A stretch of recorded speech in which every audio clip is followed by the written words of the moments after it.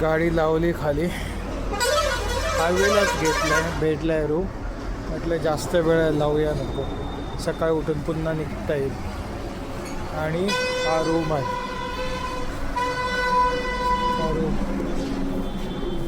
तसं तर सगळेच भीतीदायक असे रूम होते, म्हणजे लोकेशन. पण त्यातलं त्यात हा बघा, हा भेटलेला आहे. कपडे जरा वाळावर हे करून ठेवलेत, आंघोळ वगैरे केली. जेवून घेऊया,